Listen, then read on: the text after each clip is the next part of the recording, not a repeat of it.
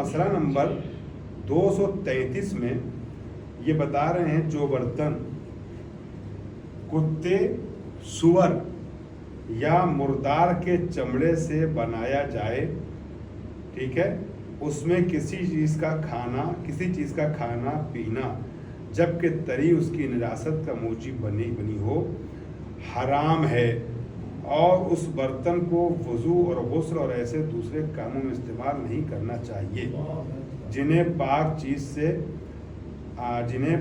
चीज़ से अंजाम देना ज़रूरी हो और एहतियात मुस्तहब हो।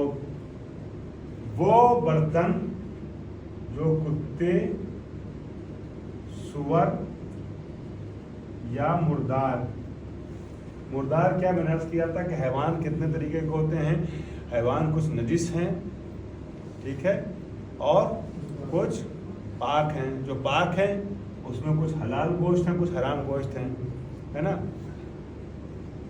वो जानवर के जो पाक हैं चाहे खाए जाते हों चाहे न खाए जाते हों, खाए जाने वाले जैसे बकरी और भैंस वगैरह, बकरा वगैरह, न खाए जाने वाला जैसे खरगोश और बिल्ली। मुसलसल आ रहा है मसला, है ना। मगर चाहे खाए जाते हो चाहे ना खाए जाते हो, अगर ज़िब्ह शरई हुआ है, शरई तरीके से ज़बह किया गया है, तो उसका चमड़ा वगैरह इस्तेमाल करना क्या है, सही है, पाक है ना।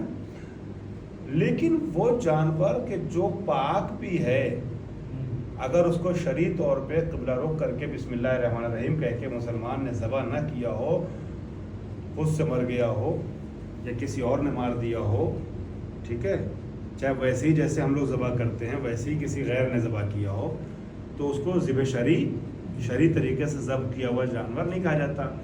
तो इसको हम लोग क्या कहते हैं, हम लोग इसको मुर्दार कहते हैं। मुर्दार कहते हैं, क्या कहते हैं, मुर्दार। वो जानवर कि जिसको शरई तरीके से ज़बह नहीं किया जाता है वो क्या कहलाता है, मुर्दार।